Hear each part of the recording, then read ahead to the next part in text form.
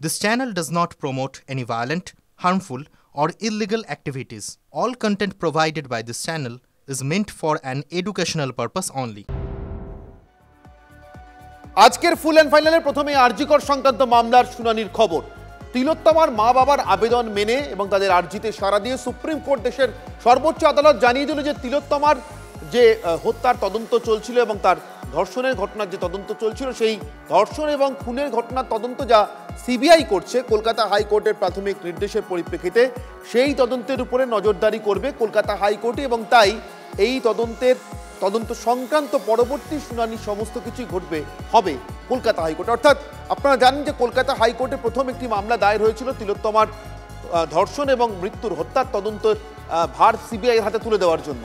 সেই সূত্রেই কিন্তু শেষমেশ আরজিকর মামলা যায় সুপ্রিম কোর্টে। তার কারণ চন্দ্রচূড়, বিচারপতি ডিওয়াই চন্দ্রচূড় যখন তিনি সুপ্রিম কোর্টের প্রধান বিচারপতি ছিলেন, তিনি স্বতঃপ্রণোদিত হয়ে একটি মামলা রুজু করে নিজের শুনানির দায়িত্ব কাঁধে নিয়ে নেন। যেহেতু গোটা ঘটনাটির ক্ষেত্রে শুধুমাত্র কলকাতা নয়, একটি রাজ্য নয়, সারা দেশের ক্ষেত্রে এই ঘটনার প্রভাব ছিল, তাই ডিওয়াই চন্দ্রচূড় মনে করেছিলেন যে সরাসরি এই মামলার শুনানি সুপ্রিম কোর্টে শোনা দরকার। কিন্তু সুপ্রিম কোর্টের এই সংক্রান্ত বিভিন্ন নির্দেশ এবং রায় কার্যকর হয়ে গিয়েছে অথবা কার্যকর হওয়ার পথে। ন্যাশনাল টাস্কফোর্স তৈরি করা সংক্রান্ত বিষয় অনেক দূর পর্যন্ত অগ্রগতি ঘটেছে। বিভিন্ন রাজ্যগুলির রিপোর্ট, কমিটি সংক্রান্ত প্রতিবেদন, বারবার সেগুলি সমস্ত কিছু পাওয়া গিয়েছে এবং তারপর এই মামলার পরবর্তী শুনানি আর সুপ্রিম কোর্টের প্রয়োজন নেই, বরঞ্চ সিবিআই যে তদন্ত করছে সেই তদন্ত অনুযায়ী সেই তদন্ত যথাযথ হচ্ছে কিনা, তিলোত্তমার বাবা মা বারবার যে আর্জি জানাচ্ছেন তদন্ত সঠিক পথে যাচ্ছে না অথবা তদন্ত যে গতি পাওয়ার কথা সেই গতি পাচ্ছে না, সেই আর্জি জানিয়ে তারা যে অ্যাপিল করেছিলেন সুপ্রিম কোর্ট, আজ তাকেই সেই আর্জিতেই সাড়া দিয়েছে সুপ্রিম কোর্ট। আমাদের প্রতিনিধি জ্যোতির্ময় সরাসরি রয়েছেন দিল্লি থেকে, আমাদের সঙ্গে কথা বলবো জ্যোতির্ময়ের সঙ্গে। জ্যোতির্ময়, জানতে চাইবো তোমার কাছ থেকে, আজকে সুপ্রিম কোর্টের এই নির্দেশের পর তিলোত্তমার মা বাবা যে আশা নিয়ে দিল্লি গিয়েছিলেন, নিশ্চিতভাবে তারা যথেষ্ট আশা নিয়ে ফিরে আসছেন তদন্তের পরবর্তী অগ্রগতির জন্য। দেখো, তারা একটি টার্ম ব্যবহার করছেন, তারা বলছেন ফার্দার ইনভেস্টিগেশন তারা চান, অর্থাৎ পুনর্বার তদন্ত নয়। যদি পুনর্বার তদন্ত হয় তাহলে পুরনো যে চার্জশিট রয়েছে সেই চার্জশিট সম্পূর্ণভাবে অবৈধ হয়ে যাবে এবং এক্ষেত্রে সঞ্জয় রায় কিছুটা সুবিধা তিনি পেয়ে যেতে পারেন অত্যন্ত স্পষ্টভাবেই।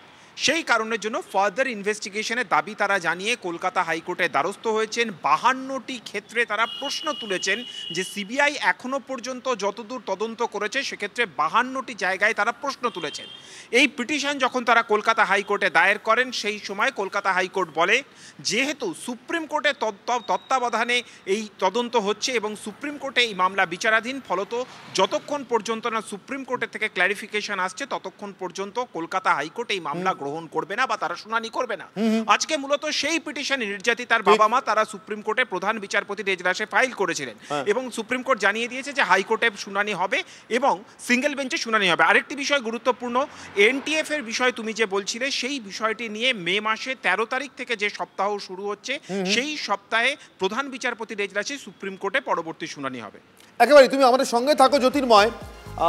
আইনজীবী করুণা নন্দী, যিনি সুপ্রিম কোর্টে তিলোত্তমার মা বাবার এই আর্জি নিয়ে আজকে সওয়াল করতে এসেছিলেন, তিনি আজকে নির্দেশের পর সুপ্রিম কোর্ট এই মামলার ফিরিয়ে দেওয়ার আর্জি জানানো হয়েছিল তিলোত্তমার মা বাবার তরফ থেকে কলকাতা হাইকোর্টের নজরদারিতে পরবর্তী তদন্তের জন্য, যেমনটা বলছিলেন আমাদের প্রতিনিধি জ্যোতির্ময়, আগে তদন্ত খারিজ করে নয়, তদন্তের আরও অগ্রগতির জন্য। করুণা নন্দী কি বললেন সুপ্রিম কোর্টের নির্দেশের পর তিলোত্তমার মা বাবার আইনজীবী, আসুন শুনুন। সুপ্রিম কোর্ট প্যারেন্টসদের প্লিটা গ্রান্ট করে দিলেন আর বললেন যে হাইকোর্ট এই ম্যাটারটা ফার্দার ইনভেস্টিগেশন আর সিবিআইয়ের ইনভেস্টিগেশন আর সাপ্লিমেন্টারি চার্জশিটটা সুপারভাইজ করতে পারেন। যখন ডিস্ট্রাকশন অফ এভিডেন্স এর চার্জ হয়েছে আর ডিস্ট্রাকশন অফ এভিডেন্সের চার্জ হয়েছে আর the officer in charge of Tala police station is out on bail. Can this be a situation today? So today the parents are looking to the court and looking to the CBI to bring justice and to bring justice fast. বিচার চাই, ন্যায় বিচার চাই এবং যত দ্রুত সম্ভব চাই। আপনারা শুনলেন, সেই আর্জিতেই সাড়া দিয়েছে সুপ্রিম কোর্ট। তিলোত্তমার মা বাবা যে আর্জি নিয়ে গিয়েছিলেন, আমি আরও নির্দিষ্টভাবে জ্যোতির্ময়ের কাছে, আমাদের নয়াদিল্লির প্রতিনিধির কাছে আরও কিছু প্রশ্ন নিয়ে আসবো, কিন্তু তার আগে তিলোত্তমার মা বাবা যা বলেছেন এই নির্দেশ শোনার পর, তাদের আর্জি শোনার পর এবং সেই মোতাবেক রায় হওয়ার পর বা নির্দেশ হওয়ার পর একবার শুনে নেব। যখন অ্যাপ্লিকেশন দেই মানে এই মামলাটা নিয়ে মানে পিটিশনটা করি সুপ্রিম কোর্ট হাইকোর্টের প্রধান বিচারপতি বেঞ্চে, তখন কিন্তু আমরা সিবিআই চাইনি। কোর্ট সিবিআইকে ভালো মনে করে সিবিআইকে দিয়েছিল। এখন সে কোর্টের কাছে আমরা কোশ্চেন রেখেছি, কোর্ট কোথা দিয়ে অ্যান্সার দেবে, কার কাছ থেকে আনবে আমাদের জানার কোনো প্রয়োজন নেই। কোর্টের কাছেই আমরা জানতে চাইব। এই 52টা কোশ্চেনের উত্তর আমরা কোর্টের কাছে জানতে চেয়েছি। আমরা কোনো সংস্থার কাছে জানতে চাইনি, কারণ আমাদের এটা কোনো ওদের ওপর আমাদের কোনো বিশ্বাস নেই। কিন্তু ওদের ওপর যদি আস্থা রাখতে না পারেন তাহলে তো সেক্ষেত্রে রাজ্য প্রশাসন, রাজ্য পুলিশ, সে সুপ্রিম হাইকোর্ট বুঝবে। হাইকোর্টে যিনি বিচারপতি থাকবেন, যাকে কোশ্চেন আমরা করেছি, তিনিই বুঝবেন যে কী করবেন। আমাদের এই বিষয় নিয়ে মাথা ঘামানোর কোনো দরকার। কিন্তু আপনাদের গত কয়েকদিন ধরে যে অভিজ্ঞতা, আপনারা বারবার ধরে বলছেন যে একটা ডকুমেন্টসের জন্য বিভিন্ন জায়গায় ঘুরতে হচ্ছে, সেক্ষেত্রে রাজ্য প্রশাসনের উপর তো আরও আপনাদের আস্থা নেই। রাজ্য প্রশাসন 4 দিনের মাথায় যদি না যেত তাহলে তো আমরা হাইকোর্টে যেতামই না, কোর্টেই যেতাম না। এখনো পর্যন্ত তিলোত্তমার ডেথ সার্টিফিকেটটাই পাওয়া যায়নি, অতএব রাজ্য প্রশাসনের উপর নতুন করে আস্থা রাখার কোনো কারণ নেই।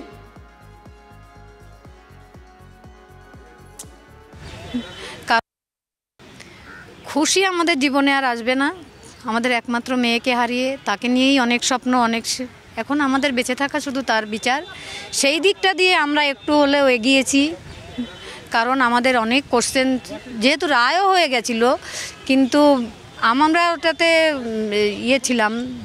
দ্বিমত ছিলাম যে একা সঞ্জয়ের পক্ষে এটা করা সম্ভব নয়। সেখানে আমাদের অনেক কোশ্চেন ছিল, সেই কোশ্চেনগুলো আমরা হাইকোর্টে রেখেছিলাম।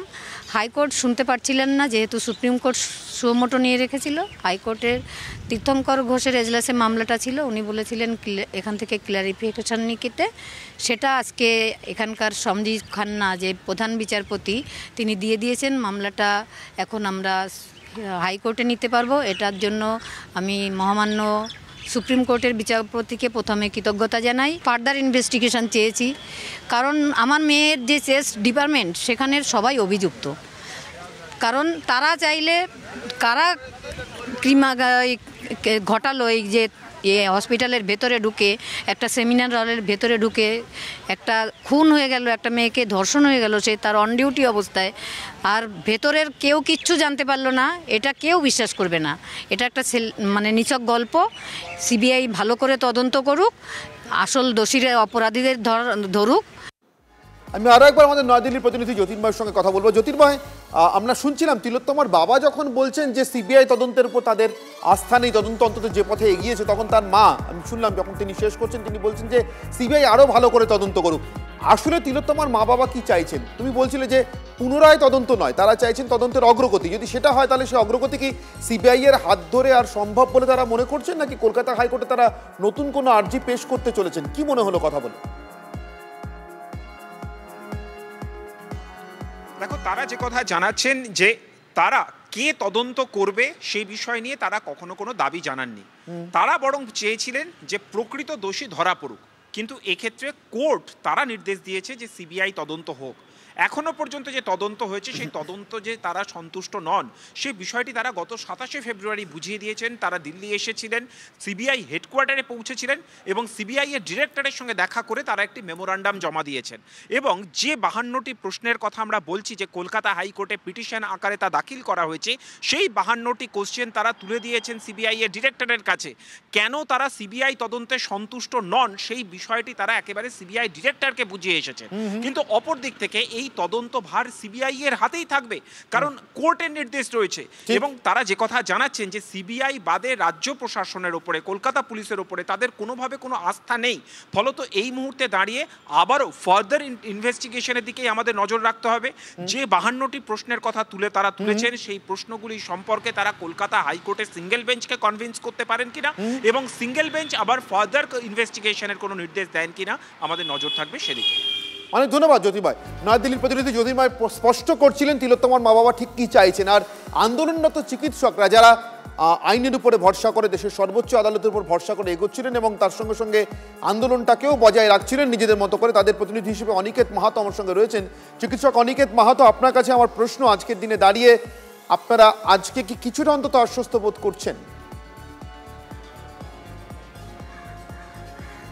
না, যেটা বলার সেটা হচ্ছে যে আমরা যখন 9 আগস্টের এই যে ঘটনা, এই ঘটনার পরিপ্রেক্ষিতে আমরা যখন আন্দোলন শুরু করি, আমাদের অনুসন্ধিত মনে সবচেয়ে যেটা প্রাথমিক এবং বড় প্রশ্ন ছিল সেটা এটাই যে এই ঘটনার সাথে কতজন ব্যক্তি জড়িত, এক না একাধিক ব্যক্তি জড়িত। পরবর্তীকালে ঘটনার যে পরম্পরা, সেই পরম্পরার দিকে যদি আপনারা খেয়াল রাখেন তাহলে দেখবেন আপনারা সমগ্র সংবাদ মাধ্যমের জায়গা থেকে যে প্রশ্নটা উঠে এসছে যে ফরেনসিকের যে সিএসএফএল এর রিপোর্ট, সেই রিপোর্টে পরিষ্কারভাবে যাচ্ছে যে মিক্সড ডিএনএ, মাল্টিপল ডিএনএ যে প্রেজেন্স আছে, তাহলে একাধিক ব্যক্তি জড়িত থাকার সম্ভাবনা আছে। তাহলে সঞ্জয়ের সাথে আর কারা, এই প্রশ্নটা তো বারবার উঠে আসছে। দ্বিতীয়ত যে প্রশ্ন থাকছে সেটা হচ্ছে যে এই ঘটনার মোটিভ কী, উদ্দেশ্য কী ছিল, কেন এই ঘটনা ঘটানো হলো, এই ঘটনার পিছনে কারা। তাহলে আমরা যদি দেখি সাপ্লিমেন্টারি চার্জশিট যে সিবিআই পেশ করেছিল তার প্রাইমারি চার্জশিট, সেখানে পরিষ্কারভাবে বলছে যে এভিডেন্ট ডিস্ট্রাকশন হয়েছে, ইনভেস্টিগেশনকে হাসাপ করার চেষ্টা হয়েছে, তারা জামিনে মুক্ত। এই জায়গাটা বিচার ব্যবস্থার ক্ষেত্রে একটা পরিহাস বলে আমার মনে হয়েছে, তদন্তের ক্ষেত্রে একটা পরিহাস বলে আমাদের মনে হয়েছে। তাহলে আমরা চাই অতি দ্রুততার সাথে সাপ্লিমেন্টারি চার্জশিট দেওয়া হোক, যারা রেপ এবং মার্ডারের মতন ঘটনায় অভিযুক্ত তাদেরকে বিচারের আওতায় আনা হোক, তাদের এগেনস্টে সাপ্লিমেন্টারি চার্জশিট, এবং তাদের উদ্দেশ্য কী ছিল, মোটিভ কী ছিল, কেন তারা। এখানে আমি একটা জিনিস জিজ্ঞাসা করবো, স্পষ্ট করতে চাইবো আপনার কাছ থেকে, যদি তথ্য প্রমাণ লোপাট হয়েই থাকে তাহলে এই ঘটনার সঙ্গে যুক্ত এটা প্রমাণিত হয়ে আরো নতুন করে কেউ ধরা পড়বে বলে তদন্তের অগ্রগতির পরেও আপনাদের বিশ্বাস, নাকি আর নতুন করে কেউ ধরা পড়বে না, কিন্তু যাদেরকে আড়াল করবার জন্য যারা ঘটনাটা ঘটিয়েছিলেন তাদের নামগুলো অন্তত প্রকাশ্যে আসবে, সেই সূত্রে যারা তথ্য প্রমাণ লোপাট করেছে বড়জোর তারা নতুন করে শাস্তির তালিকায় অন্তর্ভুক্ত হতে পারে? কোনটা মনে করছেন? না, আমরা দুটো জায়গায় মনে করছি। আমরা পরিষ্কারভাবে, যেটা আপনার প্রশ্নের পরিপ্রেক্ষিতে বলতে চাই, আমরা পরিষ্কারভাবে মনে করি একা সঞ্জয়ের পক্ষে এই ঘটনা ঘটানো সম্ভব না। কেন সম্ভব না যদি বলেন, আমরা আন্দোলনের মাঝখানে পরিপ্রেক্ষিতে এই বক্তব্য রেখেছি। আমরা সার্কামস্ট্যান্সিয়াল যে এভিডেন্স ছিল সেই এভিডেন্সের উপর বেস করে এই কথা আমরা বলেছিলাম যে একজন ব্যক্তি যে আরজিকর মেডিকেল কলেজের কেউ নয়, সে আরজিকর মেডিকেল কলেজে এলো, চেস্ট মেডিসিন ডিপার্টমেন্টে ঢুকলো এবং সেমিনার রুমে সে গেল এবং মার্ডার এবং রেপের মতন একটা ঘটনা ঘটালো, বেরিয়ে চলে এলো, কেউ কিছু জানতে পারলো না। এই ধরনের ঘটনা কখনোই বাস্তবে সম্ভব নয়। আপনারা যদি দেখেন MIMBর যে রিপোর্ট, সেখানে যে ক্রাইম সিনের যে ধস্তাধস্তির চিহ্ন, যে অ্যান্টিমোডাম চিহ্ন পাওয়া যাচ্ছে, সেই জায়গা থেকে একজন ব্যক্তির পক্ষে এই ঘটনা ঘটানো সম্ভব না। আপনারা যদি 172 পাতার জাজমেন্ট দেখেন, সেই জাজমেন্টেও যে চিহ্নগুলো উঠে আসছে, যে তদন্তের প্রক্রিয়াগুলো উঠে এসেছে, তাহলে প্রথমত হচ্ছে এইটা। দ্বিতীয়ত হচ্ছে 172 পাতার জাজমেন্ট থেকে একটা জায়গা পরিষ্কার, সেখানে টালা থানার যে ভূমিকা, সিপির যে ভূমিকা, কলকাতা আরজিকর মেডিকেল কলেজের তৎকালীন অধ্যক্ষ MSBP, অ্যাসিস্ট্যান্ট সুপার, তাদের যে ভূমিকা, তাদের করতো 172 পাতার জাজমেন্টে বিচারক তো পরিষ্কারভাবে বলছেন যে কলেজ অথরিটির পক্ষ থেকে একটা ইললিগাল ড্রিম ছিল, যে ড্রিমকে তারা ফুলফিল করার চেষ্টা করছিল। টালা থানার এসআই, টালা থানার ওসি, তাদের যে ভূমিকা, একগুচ্ছ অভিযোগ আছে। তাহলে এই অভিযোগগুলো যে সত্যতা প্রমাণ দরকার, এই অভিযোগগুলো কেন করা হলো, কেন তারা এই কাজগুলো করলেন, এই সামগ্রিক চিত্রটা তো অবশ্যই বাইরে আসা উচিত। তাহলে এই সামগ্রিক চিত্রটা যদি বাইরে না আসে, তাহলে আমরা কিভাবে বলতে পারি যে অভয়া ন্যায় বিচার পেল? একেবারে অনিকেত, আপনাদের সঙ্গে আমরাও আশাবাদী যে মামলা হাইকোর্টে ফেরার পর, হাইকোর্টের নজরদারিতে ফেরার পর সিবিআই তদন্ত আরও গতি পাবে এবং যে অগ্রগতি আপনারা আশা করছেন সেই অগ্রগতির সূত্রে তিলোত্তমা ধর্ষণ এবং হত্যাকাণ্ডের প্রকৃত অপরাধীদের বা আরও অপরাধীদের খুঁজে বের করা এবং কারা তথ্য প্রমাণ লোপাট করলেন তাদের খুঁজে বার করা, এটাও নিশ্চিতভাবে সম্ভব হবে। আপাতত অনেক ধন্যবাদ অনিকেত আমাদের সঙ্গে কথা বলবার জন্য। একদিকে তদন্তের জন্য অসন্তুষ্টি, অর্থাৎ তদন্ত যেভাবে এগিয়েছে তাতে অসন্তুষ্টি, আর অন্যদিকে শৃঙ্খলা ভঙ্গের দায়ে শোকজ করে চিঠি দেওয়ার পর যে উত্তর এসছে তাতে অসন্তুষ্টি। হুমায়ুন কবিরের কথা বলছি। ফুল অ্যান্ড ফাইনালের পরবর্তী খবর, দলের শৃঙ্খলা রক্ষা কমিটির বৈঠক বসলো আজকে, অর্থাৎ তৃণমূল কংগ্রেসের। যে দলের সবথেকে বড় প্রশ্ন ছিল হুমায়ুন কবিরের কাছে, কেন তিনি লাগাতার এমন চড়া সুরে এবং এমন সাম্প্রদায়িক মন্তব্য করে যাচ্ছেন যাতে বিভাজিত হচ্ছে সমাজ বা যাতে সামাজিক বিভাজনের ভয়ঙ্কর বিপদ দেখা দিচ্ছে, তার পরিপ্রেক্ষিতে হুমায়ুন কবির যে উত্তর দিয়েছেন সেই উত্তরে দল সন্তুষ্ট নয়। ওদিকে হুমায়ুন কিন্তু এই সন্তুষ্টি অসন্তুষ্টির তোয়াক্কা করছেন না। তিনি আজ নতুন করে ফিরহাদ হাকিম, সিদ্দিকুল্লাহ চৌধুরীদের নিশানা করেছেন। কি বলেছেন হুমায়ুন কবির নতুন করে, একবার শুনে নিন। উনি সঠিক কথাই বলেছেন, দলে থাকতে হলে আমাকে তো শৃঙ্খলা মানতেই হবে। তো সেটা তো আমার ক্ষেত্রে যেমন প্রযোজ্য, ওনার ক্ষেত্রেও তো প্রযোজ্য না, শুধু হুমায়ুন কবিরের ক্ষেত্রে প্রযোজ্য। আর দিদির বাড়ির 600 মিটার দূরে বাস করে বলে তার ক্ষেত্রে এটাকে শৃঙ্খলা কমিটির কোনো ভূমিকা থাকবে না। সেটা কি শুধু ববিদার হুমায়ুন কবিরের ক্ষেত্রে বলছেন, না ববিদার ক্ষেত্রে, অন্য যারা শৃঙ্খলা ভঙ্গ করে তাদের ক্ষেত্রে নয়। আমি যদি বলে থাকি ঠুসো দিব, আমাদের মাননীয় মন্ত্রী সিদ্দিকুল্লাহ চৌধুরী তো বলেছে ঠ্যাং ভেঙে দেবো, তাহলে তার শোকজ হলো না কেন? জন্মলগ্ন থেকেই ফেস করতে হয় আমাকে। 82 সালের দাঙ্গা যখন হয়েছিল, সেই দাঙ্গা আমরা কিছু অপরাধ না করে আমাকে তীর খেতে হয়েছিল, আমার এখনও দেহের দাগ আছে। মানছেন আপনার এই দলের শত্রু প্রচুর? প্রচুর বললাম তো, 1% আছে। সেটা যদি দলের শৃঙ্খলা ভঙ্গ হয়, তবুও আমি বলছি যতক্ষণ পর্যন্ত আমার কমিউনিটিকে যে অ্যাটাক করেছে, সেই অ্যাটাকটা উনি ক্ষমা চাইতে হবে না, কিন্তু সেই কথাটা ওনাকে প্রত্যাহার করতে হবে। না করলে যতবার শুভেন্দু যাবে ততবার চেষ্টা করব। বাপের বেটা হলে আমাকে 3 দিন আগে নোটিশ দিয়ে জানাবে যে আমি ঢুকছি। কত বড় শুভেন্দু অধিকারী আর কত বড় বিরোধী দলনেতা হুমায়ুন কবির সেদিন দেখিয়ে দেবে। অধীর চৌধুরীকে 2.5 ঘন্টা, রেলের রাষ্ট্রমন্ত্রী, জেলার সব প্রশাসন, কারো কথা শুনিনি, হিলতে দিইনি, রোদের মধ্যে দাঁড়িয়ে রেখেছিলাম। লাস্টে মমতা ব্যানার্জি ফোন করেছে, তারপরে ছেড়েছি, 40 মিনিট পরে ছেড়েছি। যদি দল কোনো দিন জানতে চায় এসব ব্যাপারে, যে যারা রতিমহরতি, যারা দলের নেতৃত্বে বসে আছে, কার সাথে কার সম্পর্ক আছে, দল যদি জানতে চায় তাহলে তার প্রুফ সহ দলকে দেব। অর্থাৎ হুমায়ুন কবিরের মধ্যে এখনো সেই অনর্মনোভাব, বুঝতেই পারছেন, ক্ষমা চাওয়ার জায়গায় তিনি নেই, অন্যায় বা দোষ স্বীকার করবার জায়গায় তিনি নেই, নিজের দলের কাছেই। বাইরের কথা তো ছেড়েই দিন, আমি বাইরের কথাতে আসবো। হুমায়ুন কবির নতুন করে আজকে যে হুঁশিয়ারি দিয়েছেন শুভেন্দু অধিকারীকে, সে কথাতে আসবো, কিন্তু তার আগে তার দল তার এই বেপরোয়া মনোভাবকে, তার এই অনর মনোভাবকে কি চোখে দেখছে? শোভনদেব চট্টোপাধ্যায়, বর্ষিয়ান তৃণমূল কংগ্রেস নেতা, আজ শৃঙ্খলা রক্ষা কমিটির পর সংবাদ মাধ্যমকে যা বললেন। আমরা পড়েছি এবং পড়ার পর আমরা কেউ স্যাটিসফাইড নই, এই উত্তরটা আমাদেরকে স্যাটিসফাই করতে পারেনি। সে বারবার একটা কথা মানে এস্টাবলিশ করার চেষ্টা করছিল, যেটা আমার ব্যক্তিগত ব্যাপার ইত্যাদি ইত্যাদি। আমি ব্যক্তি পরিচয়টা তখনই থাকে যখন আমি বিধায়ক থাকি না। যখন আমি বিধায়ক, তখন আমার ব্যক্তি পরিচয়ের থেকেও বড় পরিচয় আমি একজন বিধায়ক মানুষের দ্বারা নির্বাচিত। এই জায়গাটা ভুলে যাওয়ার পর ওকে চিঠি দেওয়া হয়েছিল, ঠিক করেছে আগামীকাল ওকে ডেকে পড়াবো এখানে, এবং ওকে কালকে কিছু স্টিকচার দেওয়া হবে, ডেকে পাঠিয়ে আমরা ওকে চাপাবো, বলবো দলের কিছু নির্দেশ আছে আমরা সেখানে। এটা গেল হুমায়ুন কবিরের দল, তারা সন্তুষ্ট নয়।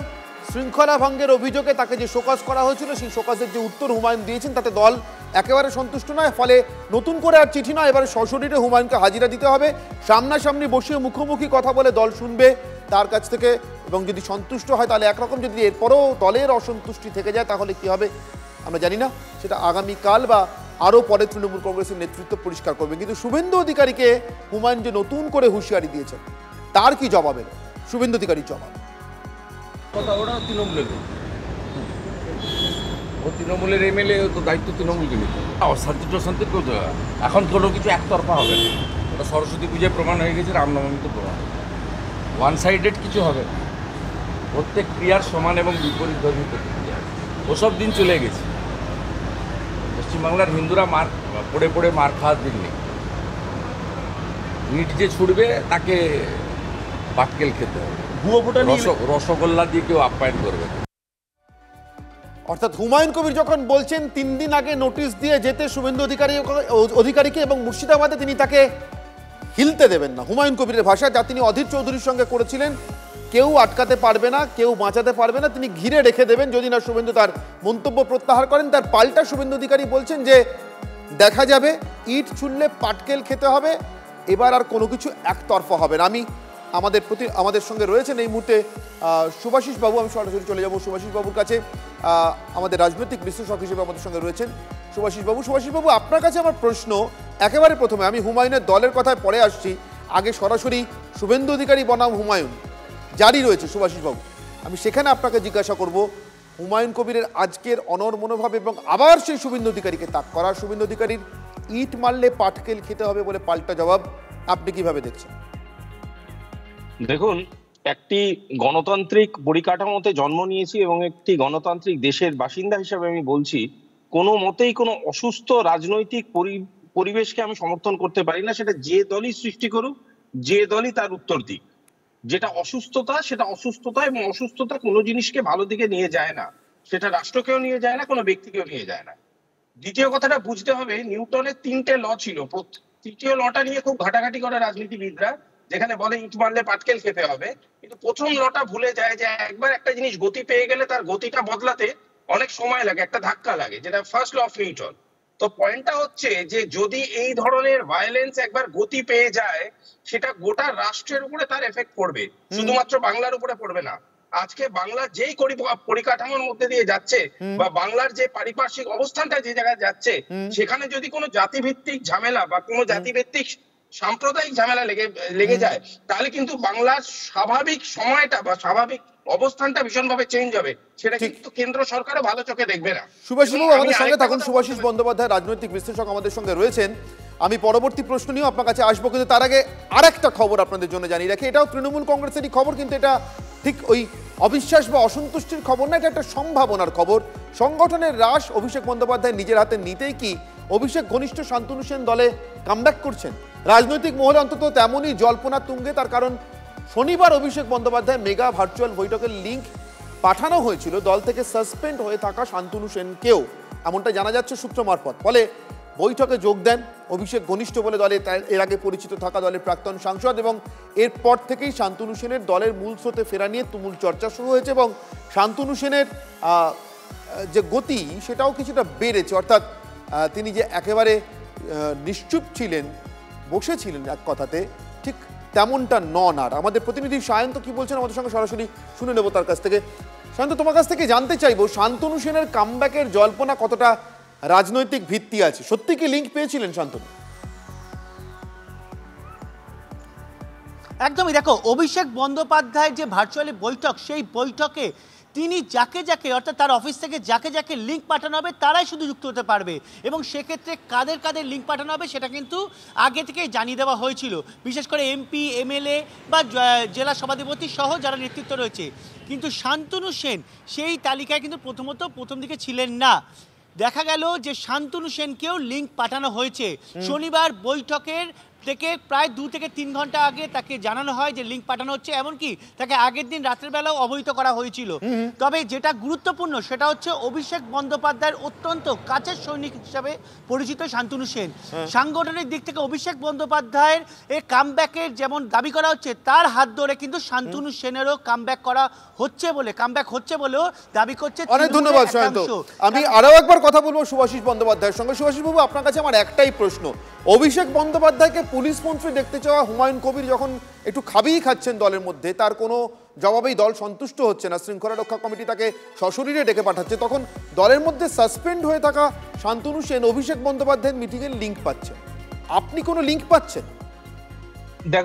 দেখুন, আধুনিক রাজনীতিতে না ইমেজ ভ্যালুটা ভীষণ ইম্পর্টেন্ট। ইমেজ ইঞ্জিনিয়ারিংটা একটা খুব ইম্পর্টেন্ট প্রসেস, এবং এই ইমেজ ইঞ্জিনিয়ারিং এ গুন্ডা বদমাইশ বা কোন রকম উত্তেজক কথাবার্তা বলা লোকের থেকে অনেক বেশি ইম্পর্টেন্ট একটা ডাক্তারবাবুকে পাওয়া। তাই আমার মনে হয় অভিষেক বন্দ্যোপাধ্যায় 26-এর বিশ্বকাপ দলে কুলদীপ যাদব এই শান্তনু সেন তাকে ফিরিয়ে এনে ইমেজ ইঞ্জিনিয়ারিং করছেন তৃণমূল, এবং আস্তে আস্তে তাকে দেখবেন প্রচুর অ্যাক্টিভ ফরম্যাটে ইনভলভ করা হবে, এবং তাকে বোঝানো হবে because end of the day he is a doctor, end of the day he is a respectable citizen of this state. অনেক ধন্যবাদ সুভাষিস বাবু আমাদের সঙ্গে সময় দেওয়ার জন্য। রাজনৈতিক বিশ্লেষক সুভাষিস বন্দ্যোপাধ্যায় ছিলেন। আবহাওয়া নিয়ে কোনো ফুল অ্যান্ড ফাইনাল কথাবার্তা বলা যায় না। এই ভারতে এই খারাপ, এই ঝড়, তো এই ঝকঝকে আকাশ, কিন্তু তবুও ভয়ঙ্কর গরম। একটু স্বস্তির খবর শোনাই, যন্ত্রপাতি অনেক উন্নত হয়েছে, আগের থেকে পূর্বাভাস ভালো দেওয়া যায়। আপাতত যা খবর, তাপপ্রবাহ থেকে সাময়িক রেহাই। 2-4 ডিগ্রি সেলসিয়াস তাপমাত্রা কমার পূর্বাভাস শুনেছে। বৃহস্পতি থেকে রবিবার পর্যন্ত ঝড় বৃষ্টির সম্ভাবনা আছে। আজও বৃষ্টি হতে পারে, কয়েকটা জেলায় হতে পারে শিলা বৃষ্টিও। পারদ নামলেও ভ্যাপসা গরমের অস্বস্তি কিন্তু এখন পুরোপুরি কাটছে না।